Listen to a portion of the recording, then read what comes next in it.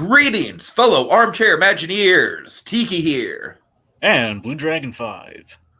And hold on to your hats, folks. After 60 films, all rewatched by yours truly, it is time to get down to the nitty-gritty.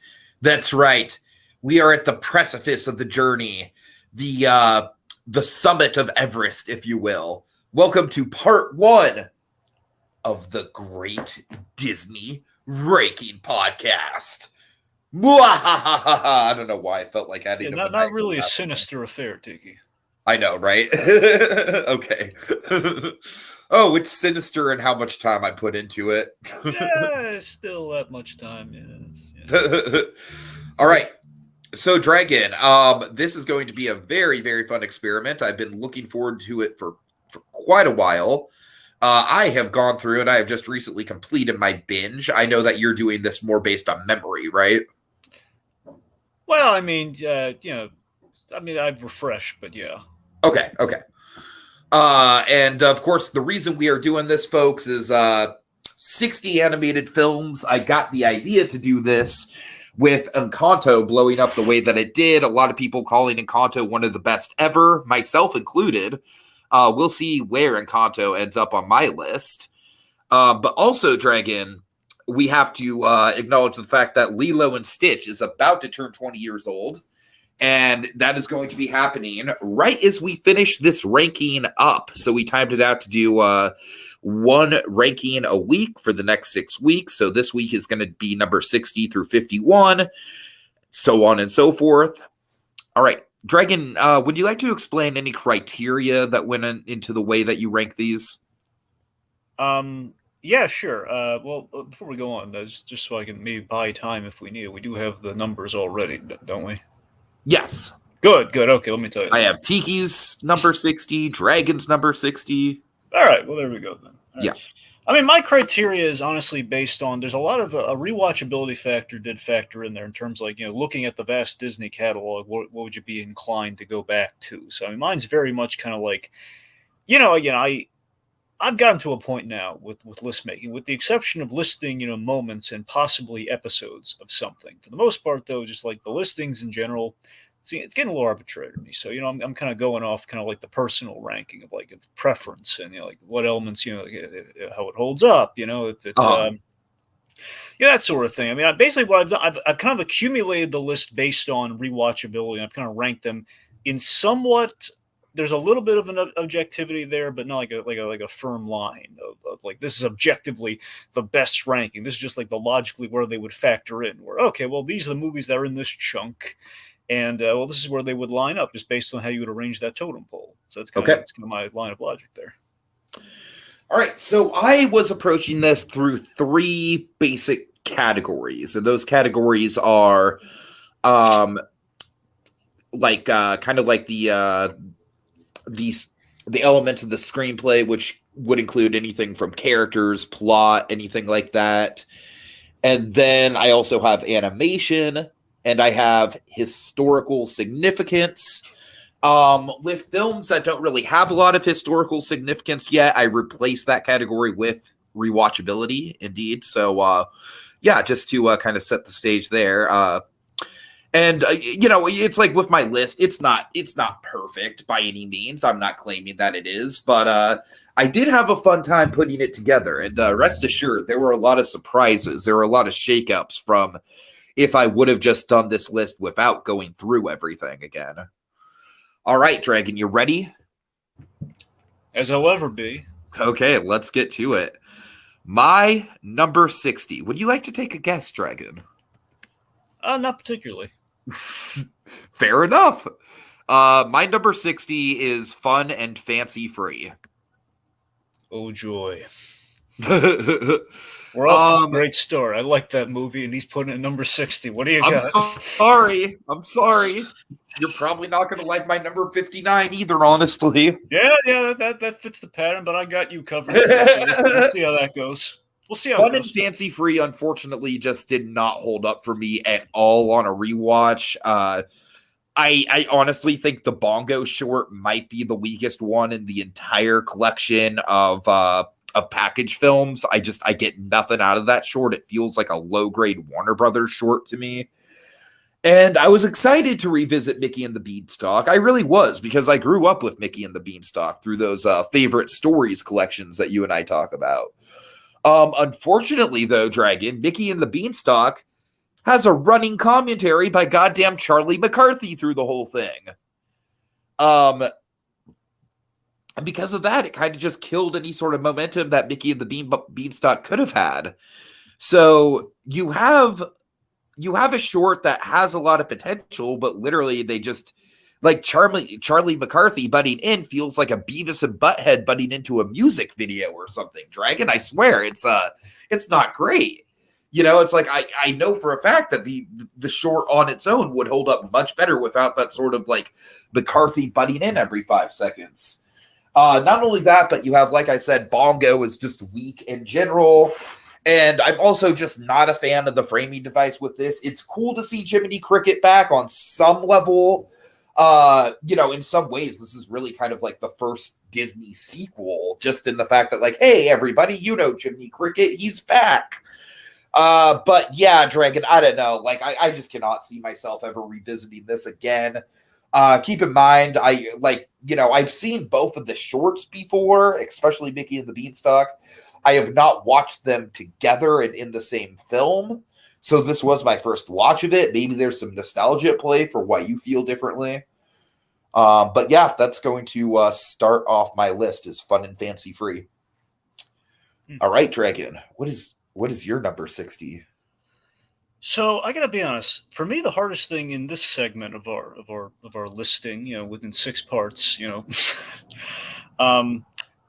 the number 60 and 59 kept swapping for me, but I kind of ended up with my line of logic here. So number 60 for me is Home on the Range. Oh boy. Okay.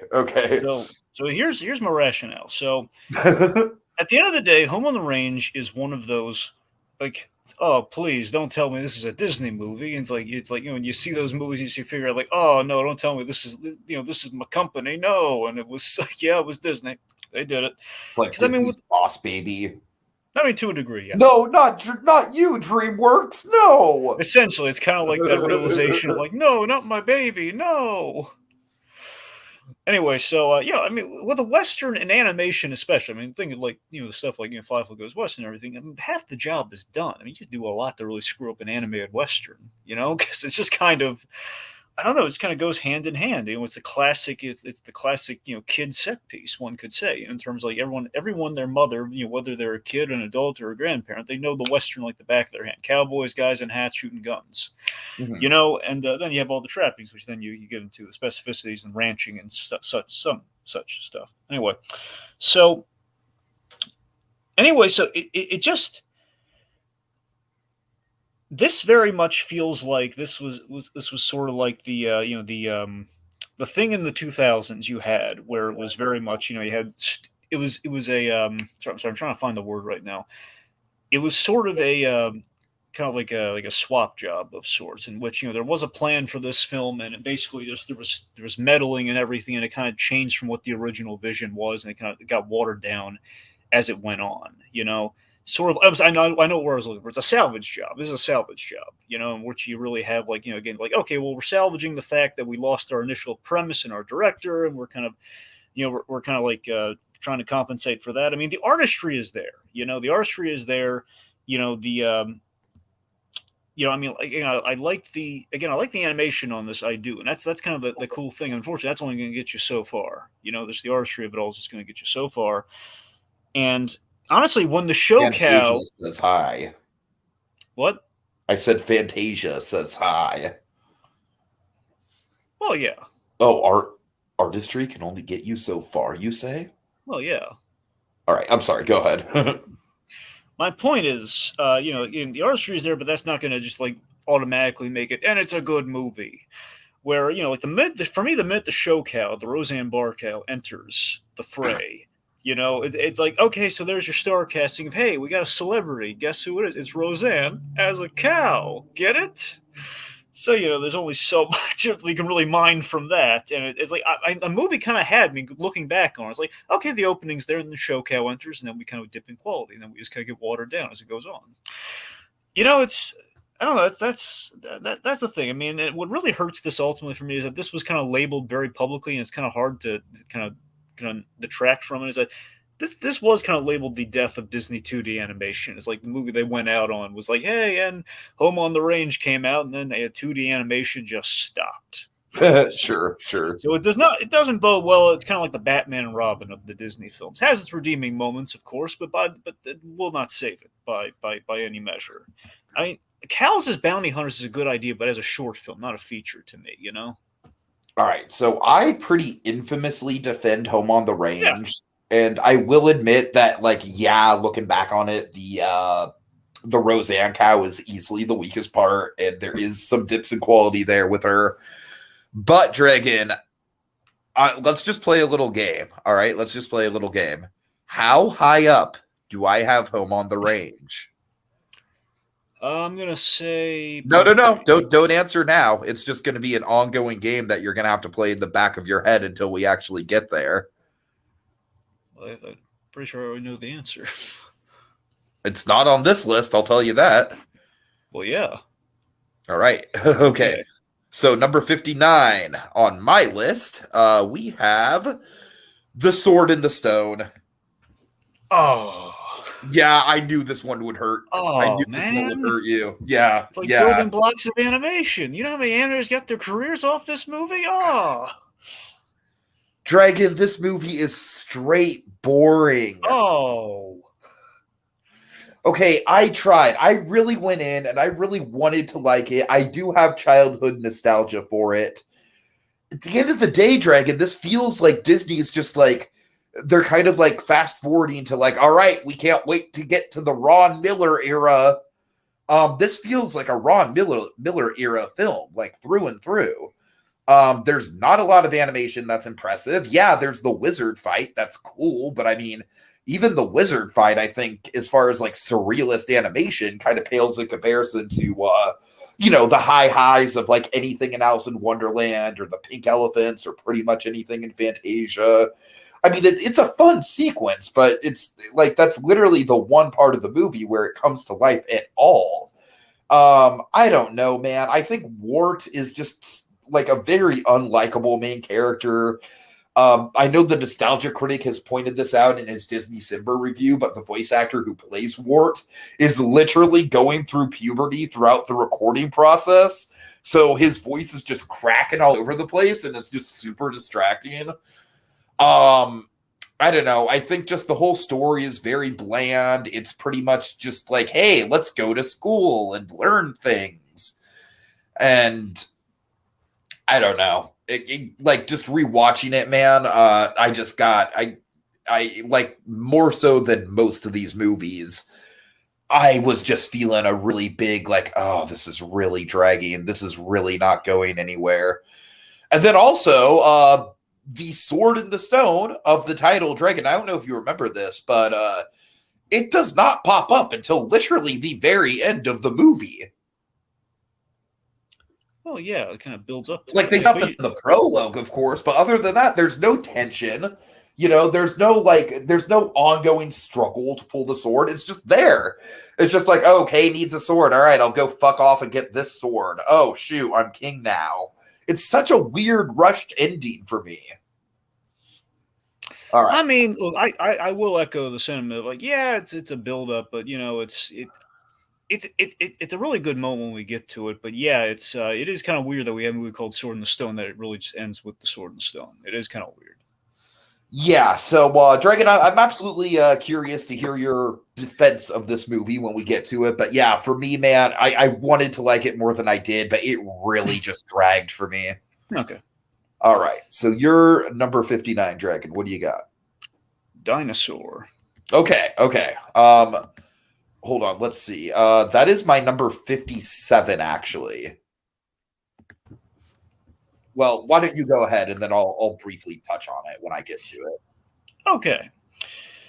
So yeah, so I mean, honestly, I really debated putting this at the bottom. I did, but ultimately I kind of gave it a 1 up because of the nostalgia of the marketing, which is pretty much the best part of the movie. The teaser trailer is literally the best section of the Yeah. whole film, undeniably. Which Yes, does not bode well for the film, but it was great though. yeah. So I again, just kind of had that experience with the new Arcade Fire album, where the 2 tracks that they put out as teasers were literally the best thing about it, and the rest of the album is kind of shit. Anyways, I'm sorry, I literally didn't know where else I was going to get that in there. Go ahead. yeah, so I mean, Dinosaur ultimately, it's impressive animation for the time. That said, Keyword for the time. yeah, for the time. So that said, ultimately what this movie is, it's Disney cashing in on gimmicks of the time. Where okay, dinosaurs. Hey kid, you like dinosaurs? Yeah. So it's kind of like take dinosaurs and CG. It's like, okay, let's take Fantasia, like what we've seen in Fantasia, like the dinosaur segment of Fantasia. Let's throw in some Jurassic Park animation, and then let's 2000s it up, with dated the 2000s dated. Let's 2000s it up with dated charm. I mean, Jurassic Park meets Fantasia sounds fucking amazing on paper. But then let's give it 2000s dated charm. What's the matter, Dragon? You're not a fan of the Love Monkey? No. That's what I'm saying. So it's all style, no substance. It's honestly, out of the bunch, it's the least Disney film. I think there's a tiny bit of substance, and I'll get there when I talk about it. But ultimately, I think it's the least Disney film that's ever been made for the company.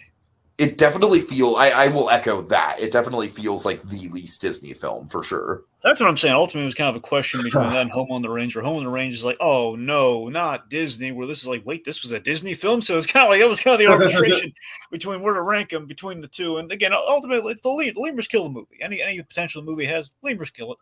Honestly, if you cut the lemurs out, it would be a way better movie. Yeah, honestly, yeah. Yeah. All right.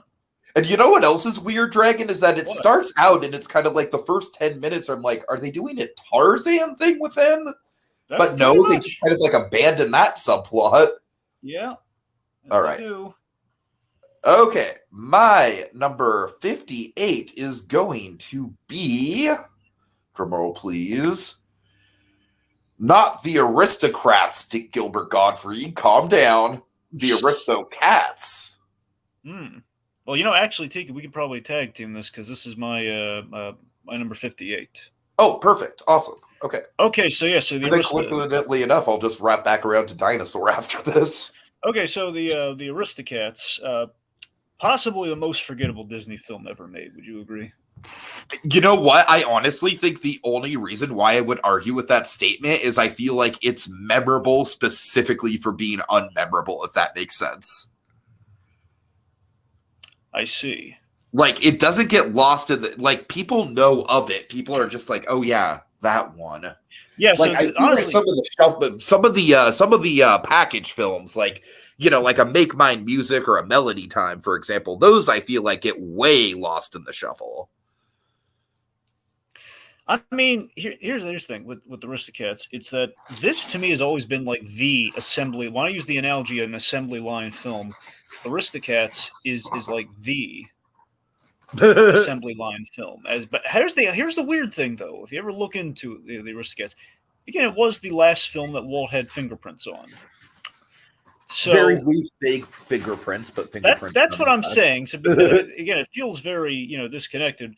For that reason, I think that's probably why. It's fingerprints versus having hands on the film. I'm pretty sure the only involvement Walt had was like, oh, that cat movie. Yeah, sure, do that. Pretty much. That's the thing. Oh, yeah, we're thinking about doing that in live action or something. No, let's do it animated. Right. So that's the thing. I mean, ultimately, it's that the most Walt kind of you feel in there. I'm sure he did not have anything to do with this per se, but like the animation style, that's the best thing I can say for us. Again, it still looks kind of like the classic Disney animation. That's kind of nice. But yeah, I mean, aside from that, it's just a really super. You want the animation, honestly? Well, I didn't say it was great. I'm just saying it's still. I think it's a notable step down from something like The Jungle Book. Is all I'm saying. Well, fine. Yes, that's what I'm saying. And saying of the decline, it's going to get a little worse before. Anyway, my point is, it's kind of like it's still the Disney style, but it's like, really, can we get that excited about something that's like still like the watered down Disney style, though? Uh-huh.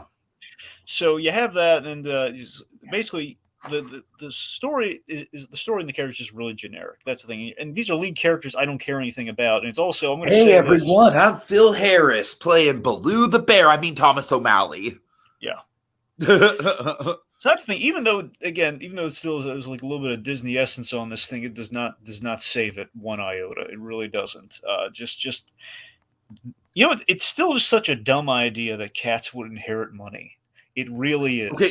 You know what? You know what's funny is that on my rewatch, I actually found myself siding with the butler. That's the thing. So here's let me explain something to the kids. The only time this premise will ever work, the only time it has ever worked, total of once, the Nickelodeon show Cat Scratch. Oh God! Only time it's ever worked. You know why it worked? Your Nickelodeon show too. Do you know why it worked? And also, the butler is like Tiki. I'm convinced that whole show is an absolute ripoff and parody. The butler looks exactly the same. Only I can see that. Yeah. Only he's not tubby. That's the difference. Oh. But that's the thing. So it's basically those cats are anthropomorphic. Like they're cartoon. They're exaggerated. That's the only way that story is going to work. You can't just have legit cats inherit money because it's stupid. Sure. But Dragon, women and young girls everywhere, they adore Marie the Kitten, though. Really? Yeah, they go gaga for Marie the Kitten. Yeah, well, there you go. Yeah, but honestly, like I said, I do think that Edgar is genuinely the most compelling part of this whole movie, and that's not really saying a lot because he's a pretty D-tier Disney villain. Okay. We got Ellie B in the comments saying Chicken Little is the best. Who is Maria the Kitten? Or I'm sorry, Marie the Kitten. Ellie B, it's the kitten with the pink bow from the Aristocats. Yeah, that very fan favorite Disney character with the female demographic from what I've observed. Anyways, all right, so Dragon, anything else on Aristocats? I think we can move on. It's a pretty forgettable movie. Yeah, why don't you polish us off with the dinosaur? Yes, so moving on to Tiki's number 57, which is in fact Dinosaur. Dragon, Samuel E. Wright. That is the one thing to me that saves this movie. I was actually genuinely compelled by him as a villain. I think his whole idea of basically him kind of running the herd in a survival of the fittest kind of scenario, that's genuinely some decent good drama, Dragon. It is. And I think he plays it with an air of menace, and it's cool to see him having another Disney role that's completely different from Sebastian, that's almost unrecognizable.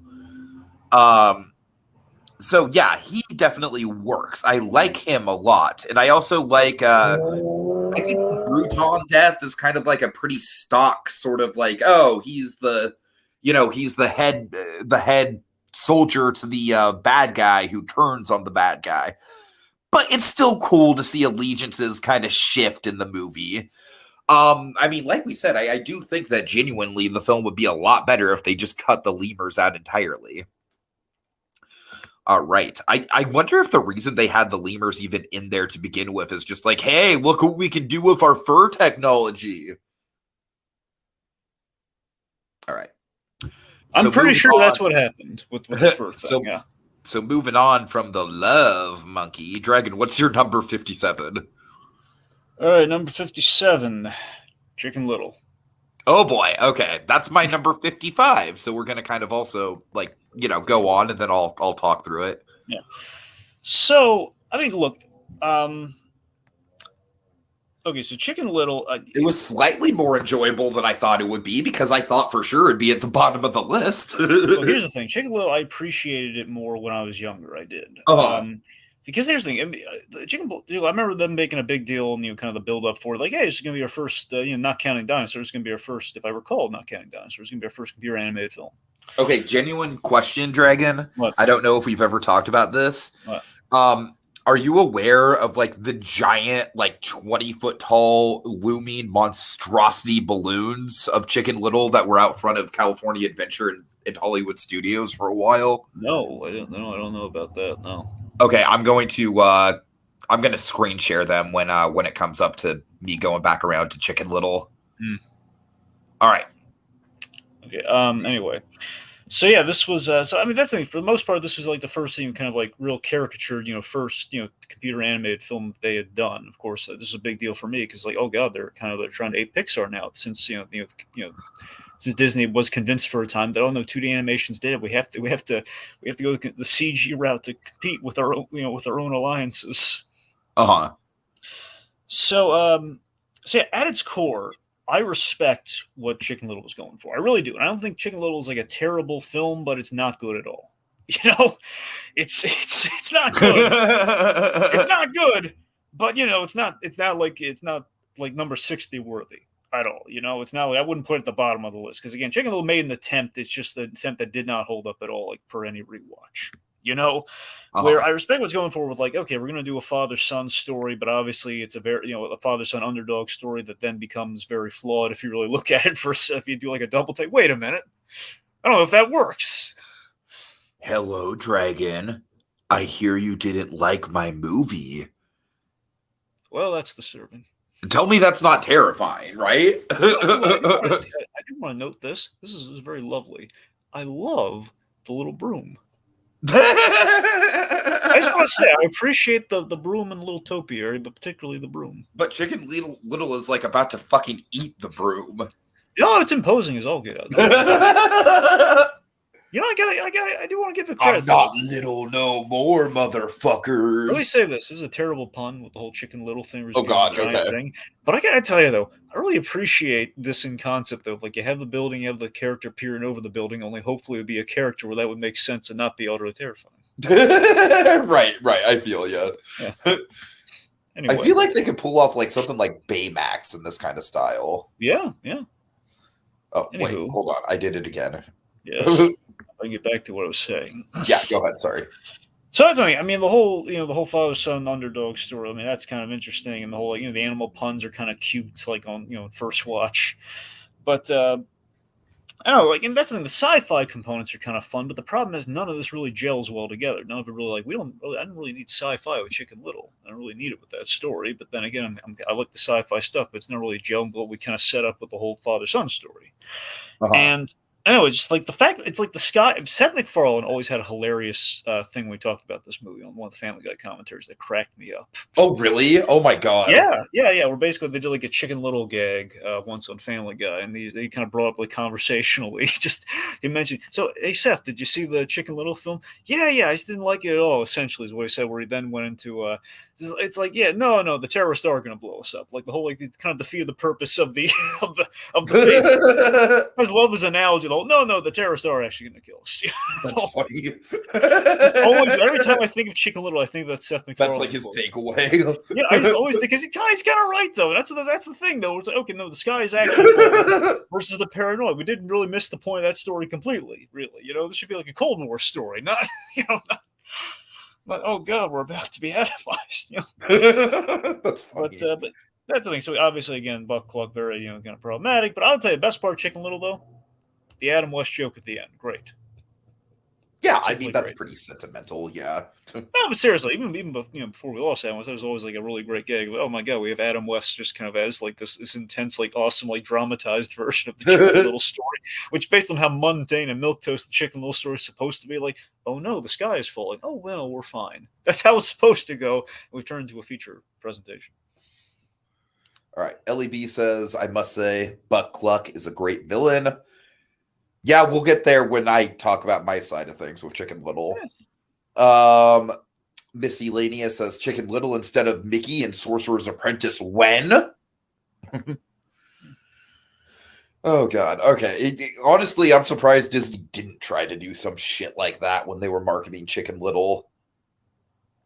All right. Anyways, so my number 56 is... Let me switch out the banner. Dragon, this is an example of a movie where, like I feel like this being as low as it is kind of shows how much I have matured as a moviegoer in the past few years. Because when I got out of this movie, I genuinely liked it, mostly for, like, they reference this stuff. I know what that is. They did a Rickroll. But yeah, in case you couldn't guess from this, my number 56 is indeed Ralph Breaks the Internet. I still like parts of this movie. I still think the Vanellope stuff holds up okay.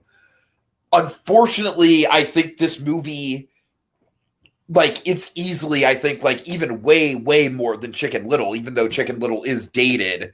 This movie is, like, the most dated, like, it's a time capsule and not in a good way sort of Disney movie ever.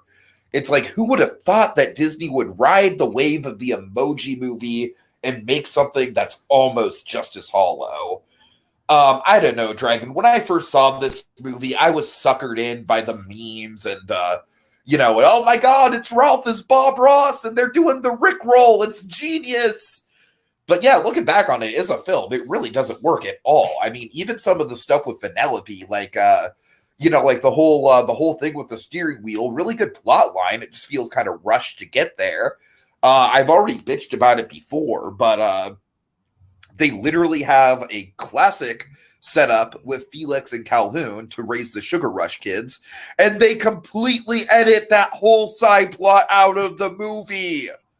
What are you doing? Those two were like the most likable damn characters in the first film. I understand that they're not the main characters, but that doesn't mean you literally don't give them a storyline. Yeah, pretty weak. Honestly, in the moment, I was like, oh, it's a bunch of Ralphs and the villain is self-doubt. That's clever. But now, looking back on that scene, it's just cringe. It's just like, oh, I get what they're trying to do, and it's not as clever as they think it is.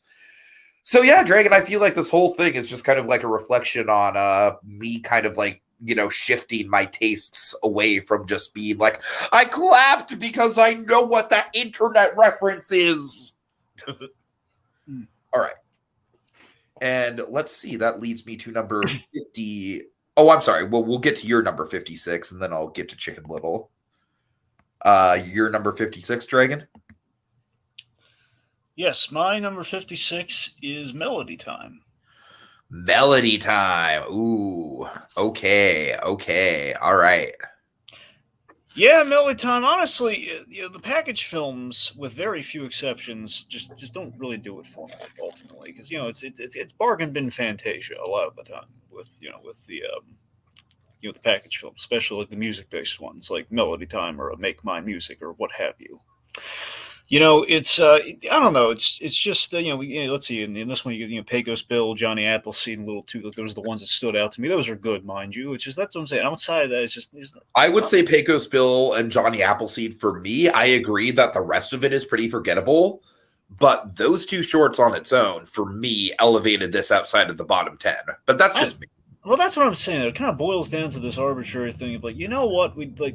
The package films ultimately are like they'd be better as like a collection of shorts, which is what we're used to now, but we didn't have the means to do that then.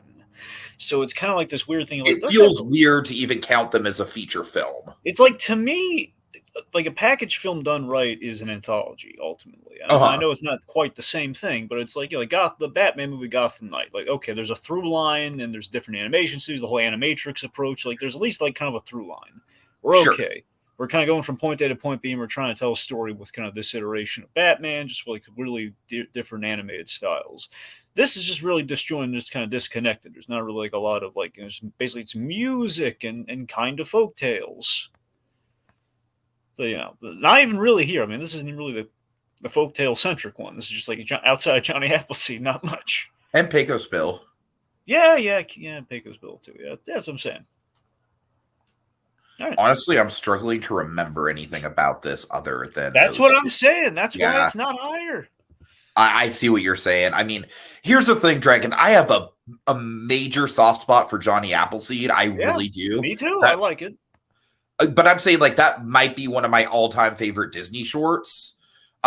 Just like the apple blossom sky, just the imagery of that, I think is just absolutely incredible. So yeah, honestly, I really do think if it wasn't for my bias for Johnny Appleseed, this probably would be in the bottom 10. Because I mean, what other shorts even are on here? Honestly, can you remember? Well, that's what I'm saying to you. Outside of those three, it's really forgettable for me. Those are my three Yeah, I hear go-tos. you. I hear I you. mean, the little toot's nice because it's a little tugboat trying Oh, to I be don't like a like duck. Little Toot. I actually did not like Little Toot. I didn't think it like it's Look, I'm nice. not saying it's like Oscar worthy, but it's nice. It's a little tugboat. But I'm saying Trying it to. did not fit in with the rest of the vibe of the films. Well, no, you're right about that's what I'm saying. That's the problem with the package film in its entirety. Like, there's no, Right. like if you have like an oddball, then it's going to kind of spoil the bunch. One could say a bad apple spoiling the bunch. All right. So, with that in mind, my number 55 is indeed Chicken Little. You know what my favorite element of this movie was that I kind of latched onto? I actually thought the romance between the ugly duckling and Chicken Little was kind of adorable. That's nice. Yeah, no, I stand behind that. And I like how the ugly duckling throughout the movie is like, she's being a very caring friend. She's not just like head over heels in love with him. She's like, no, you need to talk to your dad. You need to sort this shit out. Fuck Buck Cluck. Like, Buck Cluck is just Now, T, we want to soften it just a skosh because Gary Marshall. I mean, again, while that character is flawed, he delivered a nice performance. I mean, fair enough. I like Gary Marshall as much as the next guy, but Buck Cluck, the way that character is written, Dragon, he is a piece of fucking work, it's man. like, I see what they're going for with that. They really should have done like a second draft, like kind of like gone through it again. Like, wait a minute. I know people have their issues with Abuela, but I feel like Abuela is kind of like that sort of character perfected. Yeah. So yeah, but you know what? With Chicken Little, like I called what was the film? Ralph Breaks the Internet, I think, is a time capsule in a bad way. Chicken Little is honestly kind of a time capsule in a slightly endearing way to me, because it's very much just like kind of that era of like, it's got kind of like a Nickelodeon, like almost Jimmy Neutron vibe. That might just be because of the animation.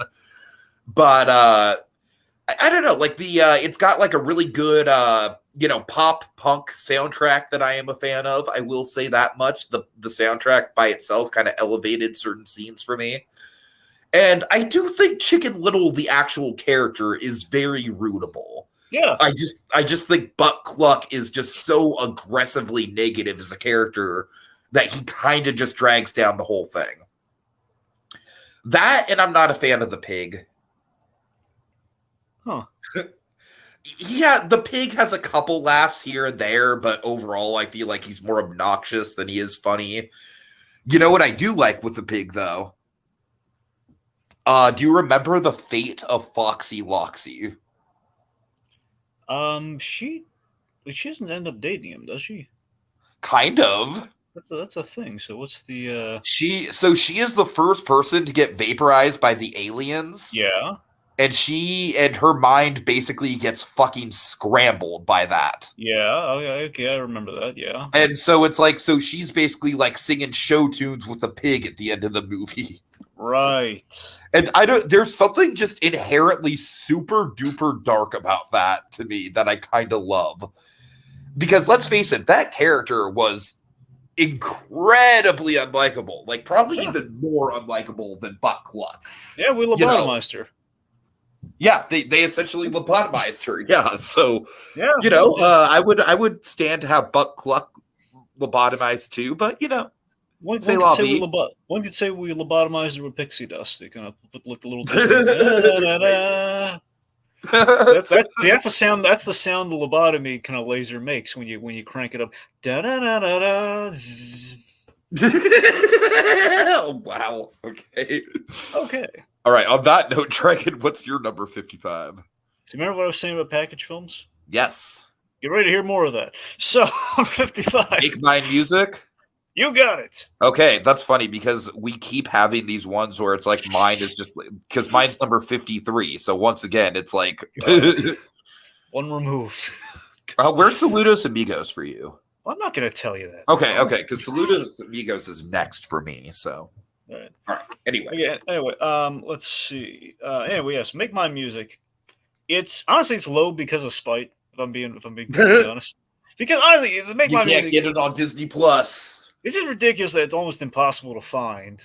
First off, but I didn't have a hard time finding it on Watch Cartoons. Well, that's what I'm saying. We shouldn't have to do that. I know we shouldn't have to, but that's what saying. That website's there for. So I know, but that's my point, though. It's like that's kind of that's half of it's spite. The other half is that again, it's kind of the package film thing like I was saying before. Where the difference here is that at least there's more of a theme here. That's why it's like a run. That's why it's a rung over. Where it's it's. I think for me the standout was the whale who wanted to sing at the Met and Casey at bat. So basically the theme here is folk tales. Okay. I really really love the whale who wanted to sing at the Met. That definitely elevates it for me. Casey at bat is a really good short, very much a classic. I don't. It's one of the things where it feels a little bit out of place just because it's not really about music at all. That's true. But I mean, here's the thing. I think it's funny because it's called "Make My Music." So yeah, the music thing would. But wait, there was no song in Casey at Bat. Are you sure? Yeah, it was just Jerry Colonna narrating. Okay. Anyway, well, yeah, you're right. Then it's a little bit of an oddball. But I'm saying the other main theme of the whole. I mean, don't get me wrong. I love Jerry Colonna. It's nice to see him in another Disney thing, but the majority of it does seem to be kind of like short stories and fables and such. That seems to be kind of like the grounding kind of thing on this one. So I appreciated that. I got to tell you though. Man, Hat's falling in love is cute. I don't care what anyone says. No, thank you. Yeah, that is a good example of Disney perfecting anthropomorphic animation early on, I think. That's what I'm saying. That's just adorable. Look at those hats. Look at that Johnny Fedora. Look at him. I was kind of getting some low-key lava vibes from that short, honestly. Well, I was getting less lava, more blue umbrella. Well, I'm saying lava just because of the fact that it's like they want to be with each other and they keep missing each other. Oh, yeah. Anyway, so it's not much to report there. Just Make My Music. It's better than Melody Time. Okay. Wish it was easier to find though.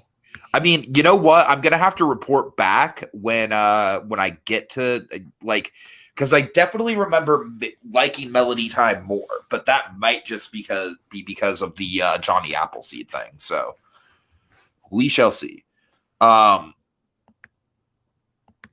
Okay, hold on. So my number 54 is going to be Saludos Amigos. Yeah, this is very much a time capsule. I would say it's a good time capsule. Dragon, this is hardly a feature film. Like literally just as far as the runtime goes, it is hardly a feature film. But it's a cool piece of history, and that's why I feel like out of all the films in the canon, I struggle to rank this one the most because I feel like out of all the films in the canon, even Make My Music, I feel like Disney would be okay just completely saying this one doesn't count. You know what I mean? But by the same token, it does have some good stuff in it. Obviously, it's the introduction of some of the characters from Three Cabs. I'm just gonna call it Three Cabs, Dragon. Yeah, it's about 3 taxi drivers. And of course we have that Aquaria de Brazil scene, which is like phenomenal, and I love it to death. All the watercolors and everything. Other than that, it's pretty much just just a documentary about the Disney animators that's very watered down from the actual story and context of it. But I don't know. It's an interesting piece of history. I will say I do go back and watch it from time to time just for the time capsule quality of it. So that's why it's a bit higher than some of these others. Like Chicken Little might honestly be a better movie than this, just as far as actually being a competent feature film with a story. But I could see myself returning to this more, just if I want, I want to relive some of that South America trip. All right. Okay, so Dragon, what is your number 53? Oh, I'm sorry, 54. Yeah. My bad. Yeah. Get a little worried there for a second. Wait a minute. All right. Yes. So number 54 for me is Black Cauldron. Black Cauldron. All right. You know I had a lot of fun with this one, so we're not going to be seeing this on my list for a while. But I totally understand why you have it ranked low, though. Yeah, I mean the aesthetic is wonderful. Let's just say that. I mean, aesthetic and the tone and everything. The villain has great presence, and again, it's like it's aesthetically, it's just it's great. All that stuff, it holds the movie up for me like pretty high. Yeah, again, Just like the mood. There's kind of like a special '80s Disney quality to it. Totally, like totally. It stand out amongst the rest. It feels like it almost feels like a lost Halloween special or something like that. I mean, kind of, yeah. The problem is the story and the characters, particularly, it's weak sauce. Yeah, Taron is not good. Oh, no, he's not. But ultimately, that's the big problem with Black Cauldron. That's the thing that really holds it back. Because again, there's a lot of built-in nostalgia and the atmosphere and the viewing experience. When you really think about it, it's like, yeah, I'm just waiting to get to aesthetics, and it's not really, I don't know, it's just not really much there. I hear you. Yep. You like any of the side characters? I think just collectively, they're okay.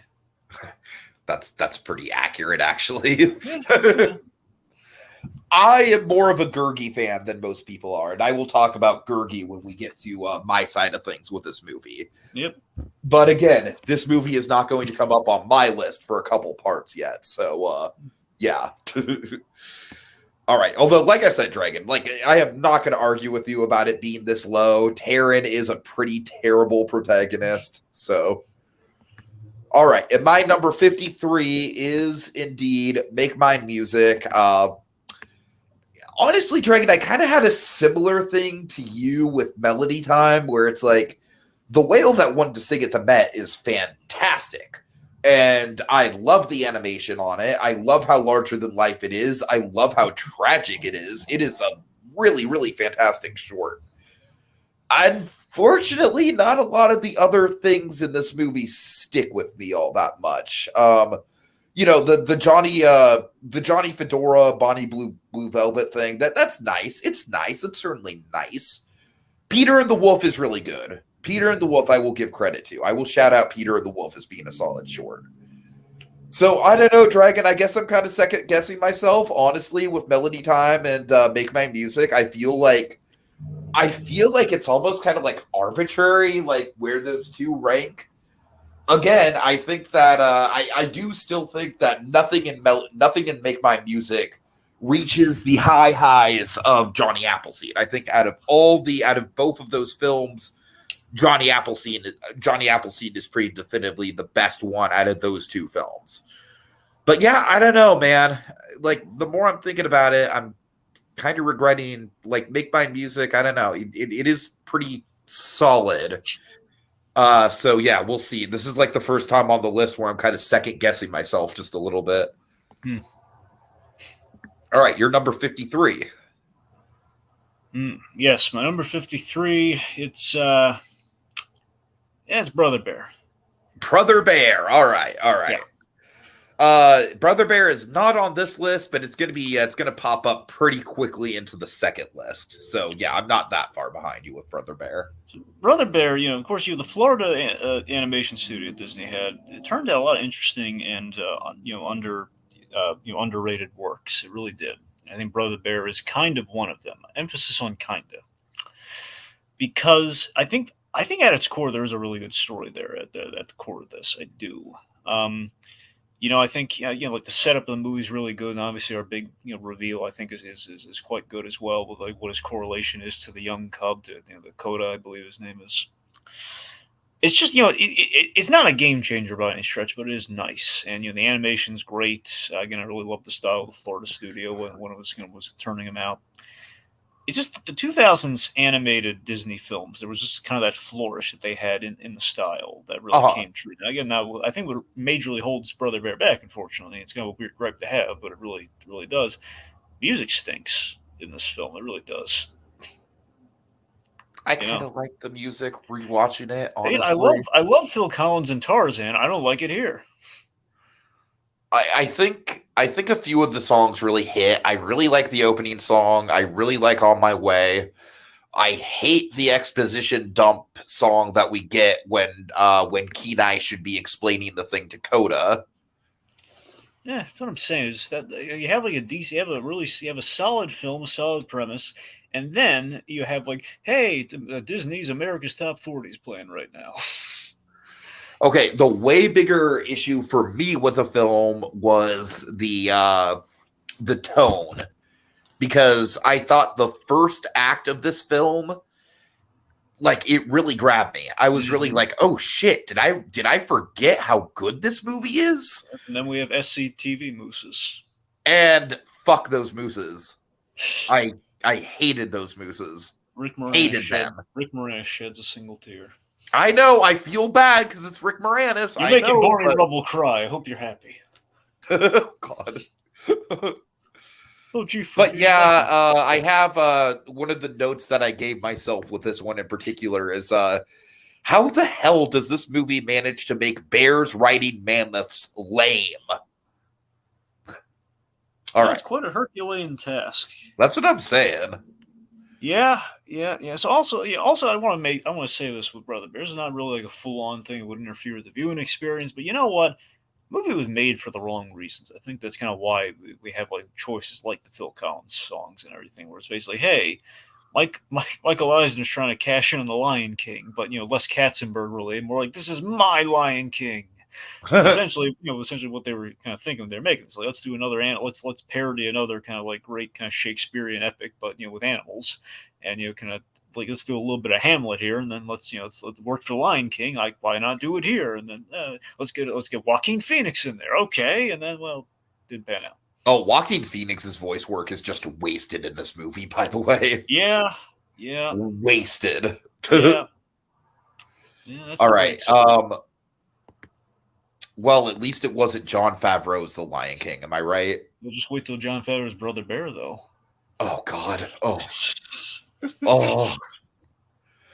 You see, I don't think that the little kid bear should emote at all because it's totally unrealistic. I haven't finished.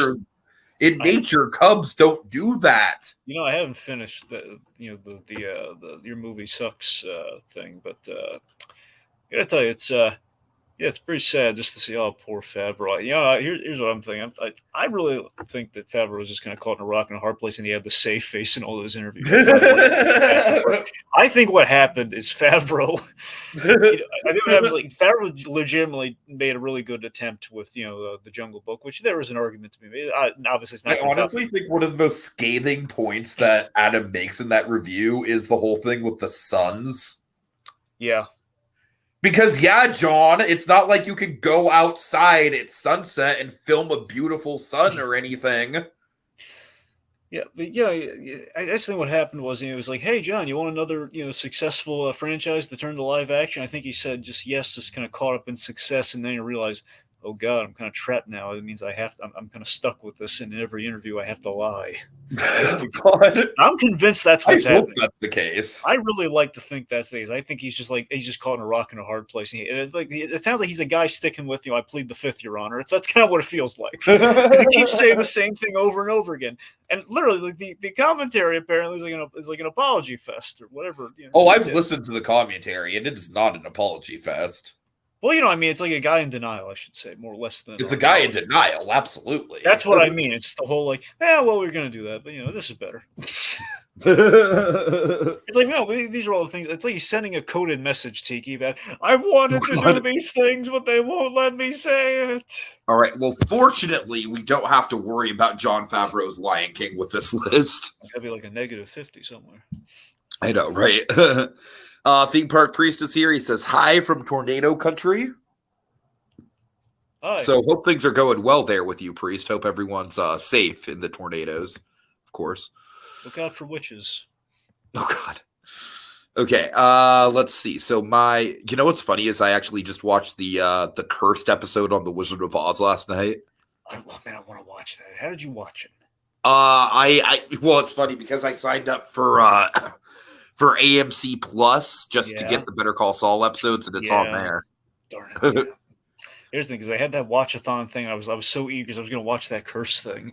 Then the AMC, then the AMC Plus is only these selected shows. No, where's Shudder? Shudder was there last time. Where is it? No, why? Anyway, all right.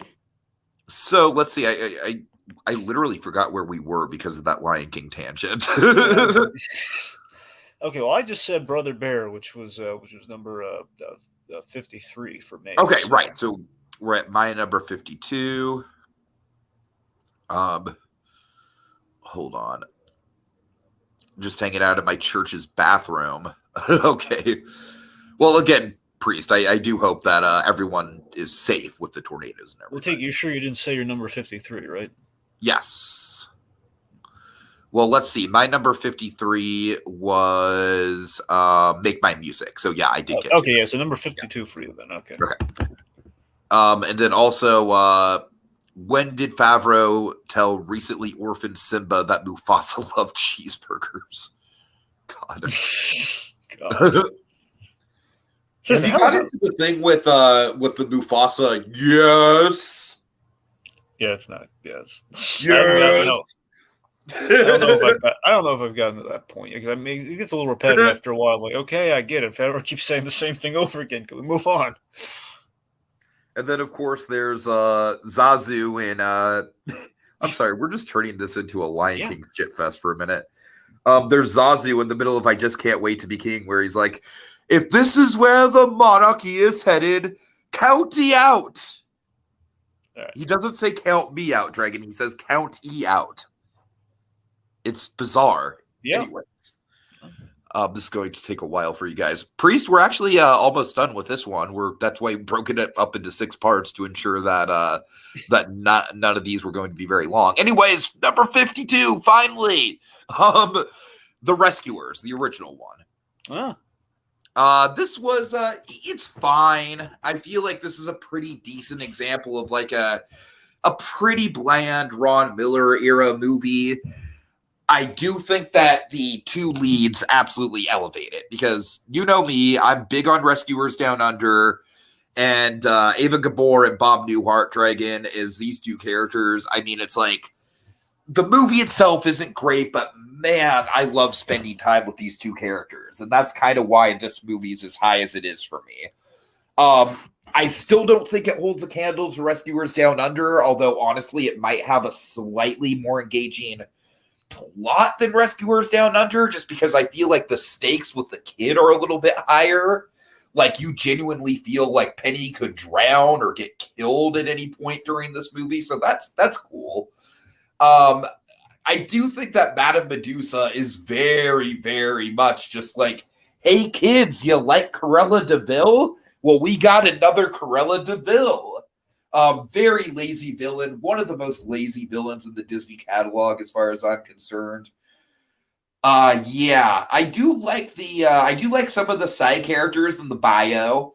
And, you know, as much as people shit on this movie and comparing it to Rescuers Down Under, where it's like, obviously Rescuers Down Under has the more engaging setting, I do think the bio is a pretty decent setting in this.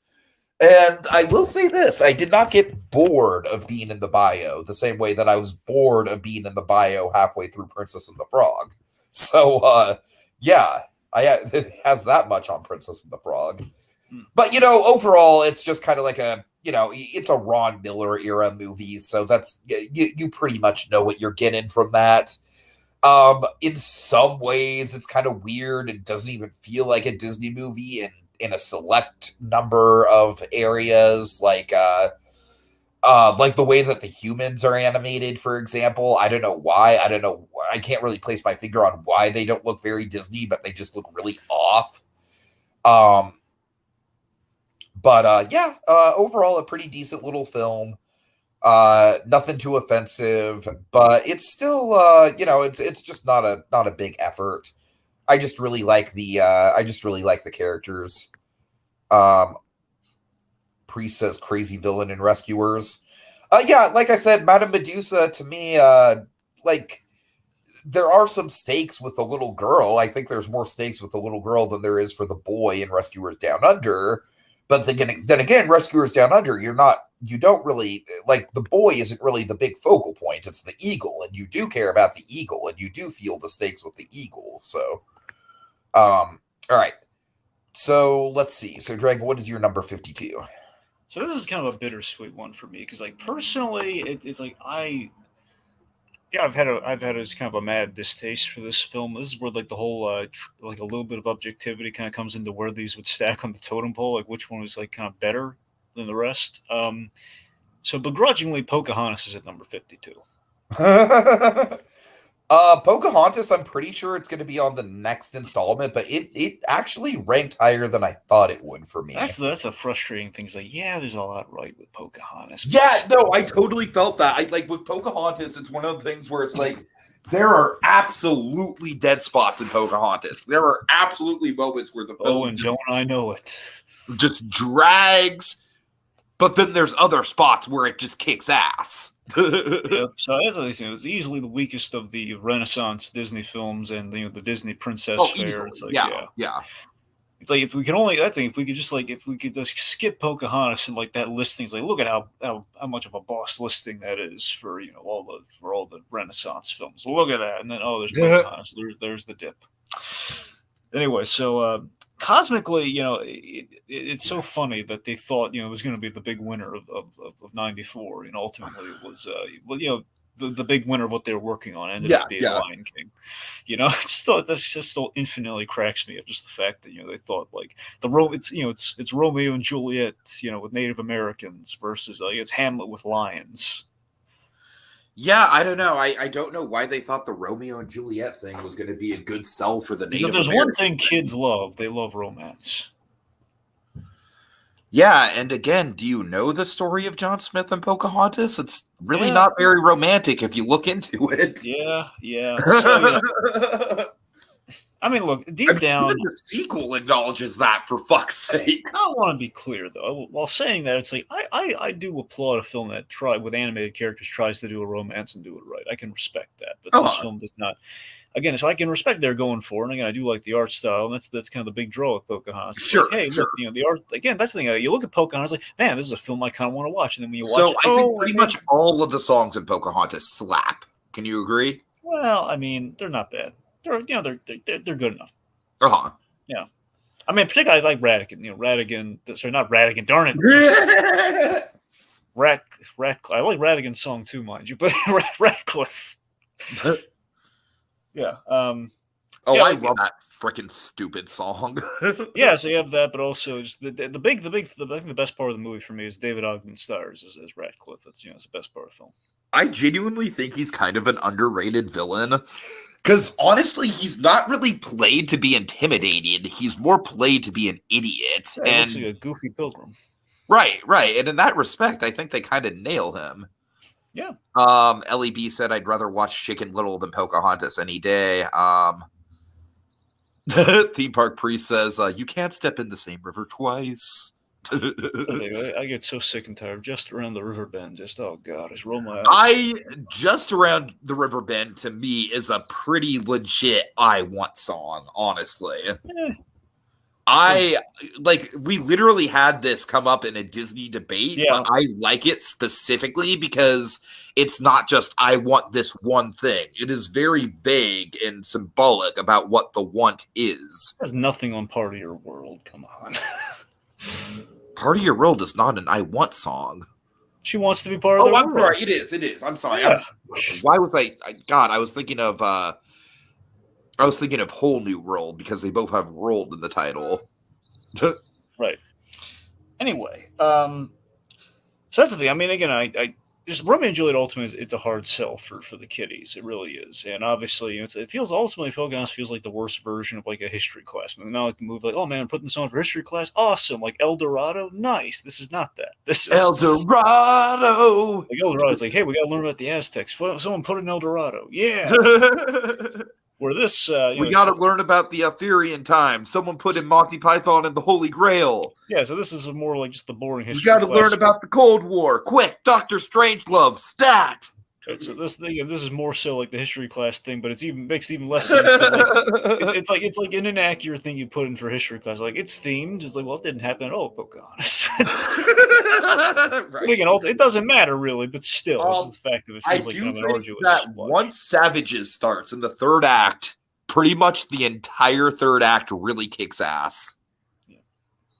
I do think so. Anyways, Ultimately, again, I want to like this film, but I just really can't. But to me, this is probably the most boring Disney film for me. Probably. oh, I disagree with that. I But mean, I don't know. It's I will say it does have some very boring sections. All right, that's what I I'm will saying. agree with you on that level. I mean, Some of it is very boring. it feels like a tease in that regard. Like, hey, Disney I Renaissance know it cover, does. and then boring crawls, more boring crawls, like romance without the passion, without the charm. It's just like, hey, we're supposed to be in love. It's like, I don't All know. right. So yeah. So a couple more comments here. Ellie B says, I'd rather watch Chicken Little than Pocahontas any day.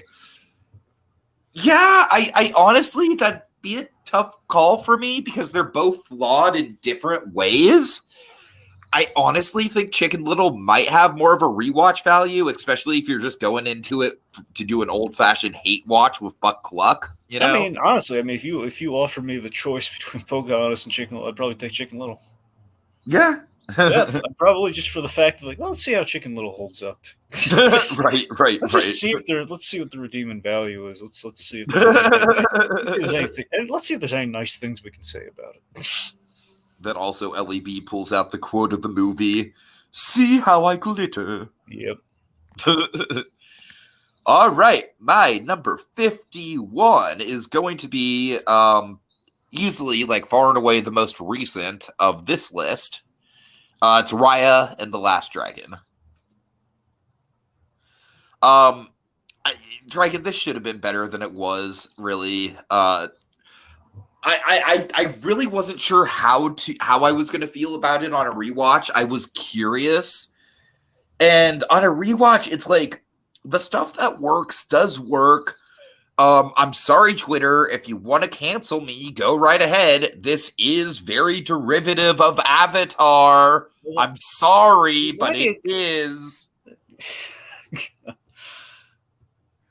That's literally just stating a fact. There's the 4 nations that are all themed to different things, and they're after the one thing. Well, again, I think you could kind of like sunny side a little bit there, T. Like, yeah, it's the Avatar. That's a compliment, though. Who doesn't like Avatar? Well, I mean, apparently, fucking Lindsay Ellis's fucking crazy ass Twitter mob. I don't know. Yes. Well, I disagree with you where you're putting this on your list, but I have no pull, so that's what it is. You disagree with where I'm putting it? Yeah, highly, yeah. Highly? Wow, really? Highly? I didn't know you felt that strongly about it. Yeah, I think it's kind of silly that you put it this. I mean, I'll admit I do respect that it's kind of like on the brink, but still, it's like, I have 2 words for why this movie is this low. This is like kind of like list 5 or 4 material, I thought. Okay, first word Aqua, second word Fina. I cannot stand her character in this movie, Dragon. Literally every time she speaks, except for that one gag. You know the one I'm talking about. You mean where she lays out how she wanted the Namari thing? Yeah, of course, that's great. Yeah, that's literally the one time I'm like, I like that dragon. Yeah. Other than that, I'm just like, oh my god, this dragon is fucking insufferable. Oh my god.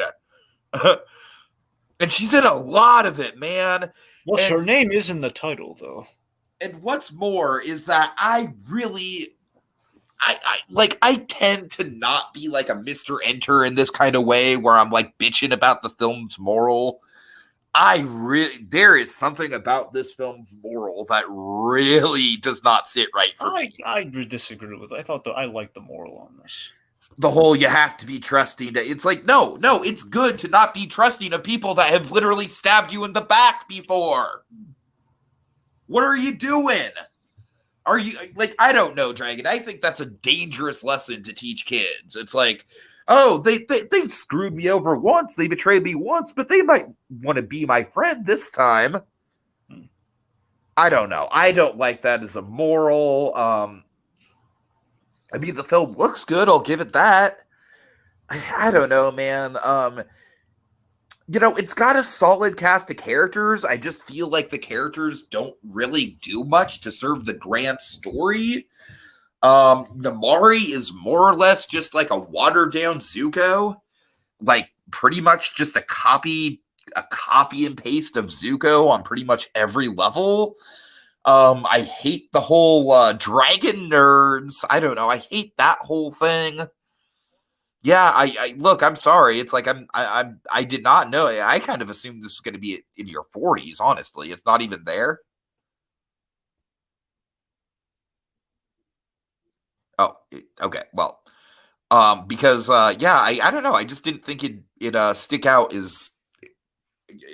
to you as much because I honestly don't really remember us being particularly high on it when it first came out.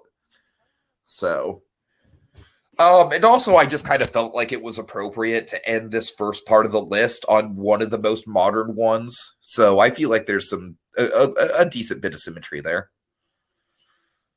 All right, Dragon. I can't I can't keep talking about Raya and the Last Dragon. Are you there? Yeah. Okay, good. Okay, let's round this thing out, Dragon. What's your number 51? Saludos, amigos. Saludos, amigos. All right. So honestly, I really love this one for Walt No Group, for the Walt No Group of it all. I mean, I like that. And this one. So you just get really into the historical stuff for sure. That's understandable. I mean, that and the fact that it is kind of in itself like an animated documentary about Walt going on his Walt going on the South America goodwill trip, which I thought I really like that. The whole we're doing it via Donald Duck. That's kind of nice. Again, basically there's kind of a nice polished kind of artfulness to it. Basically, this is a package film I can get behind. It's a package film with a point. That's kind of ultimately where it boils down. To me with, Sure. I don't think it touches its spiritual successor, but we'll get there when we get there. Yeah.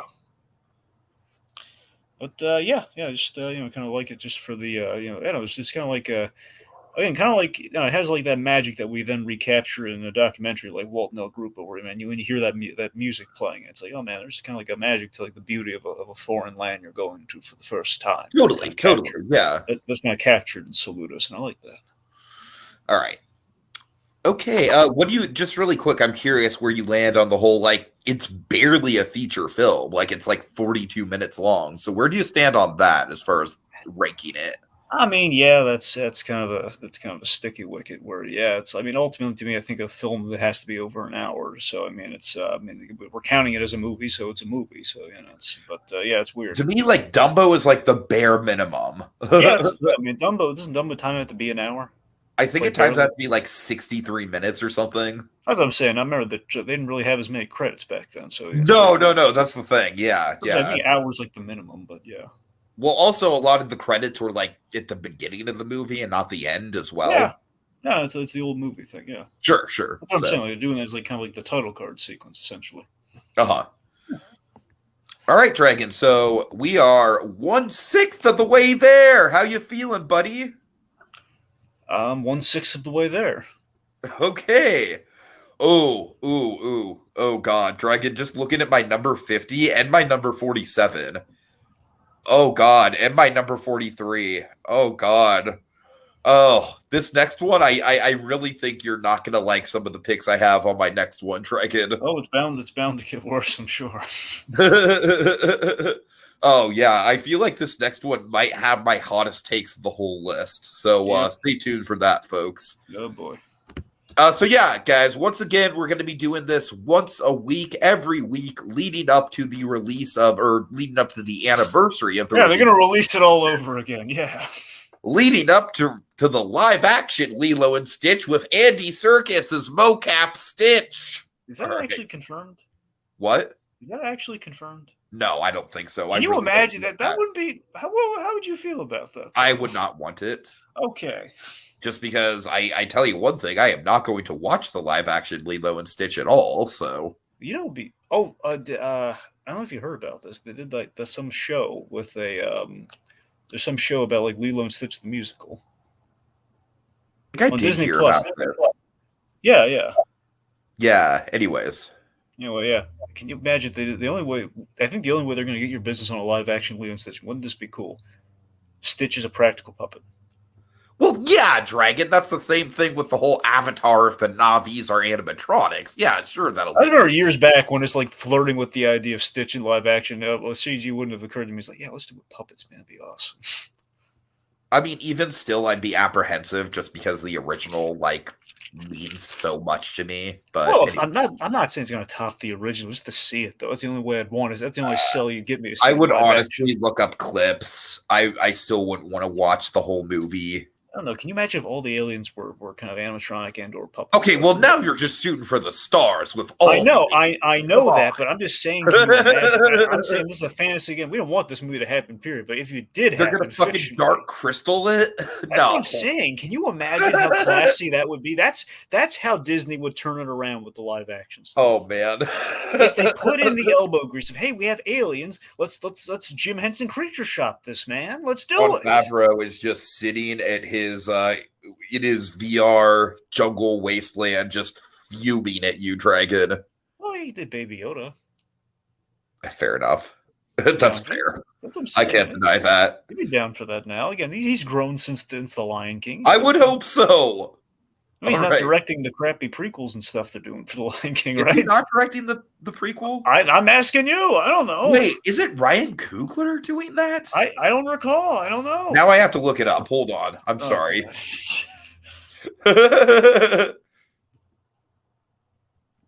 Hold on. Coogler must have better things to do than that. I mean, he's probably like getting coffee with Lion King 2. I just get Simba's Pride. Lion King sequel? Bare minimum, Coogler, even him getting coffee with Michael B. Jordan is a better thing to do than Lion. Hey, Michael, you want to get coffee? Yeah, sure. Hold on. I'm sorry. Do you want to thank the folks, Dragon, while I'm looking up this sure. Let's thank these brave souls for tuning in with us here. We got LEB. We got Monkey in the comments. We got, let's see, we got Theme Park Priest. We're very grateful. We're glad you tuned in and said some stuff and gave a crap about what we have to say. All right. Yeah, well said. Well said. Dragon, it's Barry Jenkins that's directing. Right, Jenkins. Yeah, he did Moonlight, didn't he? Yes, he did Moonlight. Yes. Yeah, there you go. So I am still like, I hate to say it, but I am kind of intrigued by that. Have you learned nothing from that man's 2-hour plus breakdown? If you learn nothing, you really how many times can he say the same information? Like, yeah, Favreau just kept but saying. But it's an original story this time. How is that gonna fix anything? All right. It's still Lions who can't emote. All right. Have a good night, folks. See you later.